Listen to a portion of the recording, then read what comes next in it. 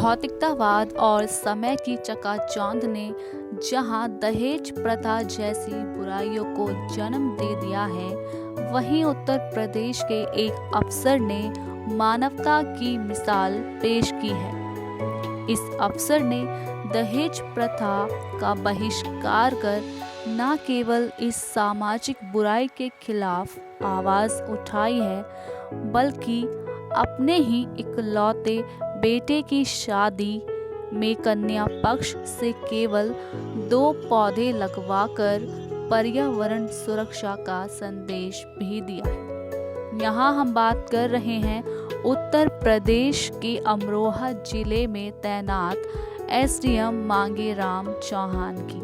शादी समारोह में पूछे जाने वाला सवाल कि दहेज में क्या आया, क्या दिया, मुझे लगता था कि ये सवाल किसी परिवार की आर्थिक स्थिति को सार्वजनिक करने का एक तरीका बन गया। साथ ही साथ स्त्री वर्ग के सम्मान को ठेस पहुंचाता हुआ भी ये विचार मुझे प्रतीत होता था। तो मैंने निर्णय लिया था कि किसी भी शादी समारोह में जाऊंगा तो उस विवाह के कुशलतापूर्वक संपन्न होने के बारे में बात करूंगा, रिश्तों के बारे में बात करूंगा, दहेज के लेन देन के बारे में कोई बात नहीं करूंगा। इस विचार को, इस शपथ को मैं निभाता चला आ रहा हूँ। मुझे अपने बेटे की शादी करने का अवसर मिला तो परिवार की सहमति और होने वाले रिश्तेदारों की सहमति से हमने निर्णय लिया कि हम दहेज रहित शादी करेंगे। कोई सामान का लेन देन आपस में नहीं किया जाएगा, बल्कि वृक्षारोपण करके प्रकृति को ऑक्सीजन देने का काम हम सब मिलकर जरूर करेंगे। तो इसी क्रम में जो हमारी रिश्तेदारी बनी है, उसके प्राथमिक स्कूल में बेटा और होने वाली बहू दोनों से एक वृक्ष लगवाया गया, जिससे कि संसार रहने के लिए और बेहतर स्थान बन सके।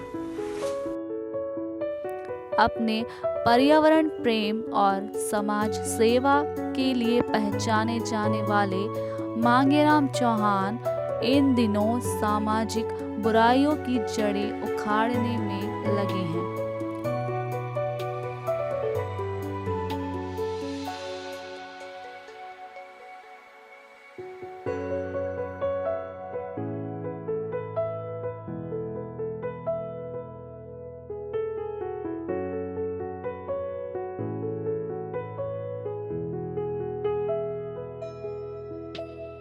मैं साक्षी चौहान अपने ससुर जी के इस विचार से प्रभावित हूँ और उनका समर्थन भी करती हूँ कि उन्होंने दहेज के बजाय शादी के अवसर पर वृक्षारोपण कर समाज को एक बड़ा संदेश देने का काम किया है। मांगेराम बताते हैं कि किसी भी सामाजिक बुराई के खिलाफ आवाज उठाने से पहले उस कॉन्सेप्ट को खुद पर लागू करना होता है। मैं अभिषेक चौहान, ग्राम जसाला, जिला शामली से। दान दहेज की परंपरा को खत्म कर उसकी जगह वृक्षारोपण करने का विचार मेरे पिताजी का था। उन्होंने एक मुहिम चलाई हुई है वृक्षारोपण की, जिसे चौहान मॉडल का नाम दिया गया है।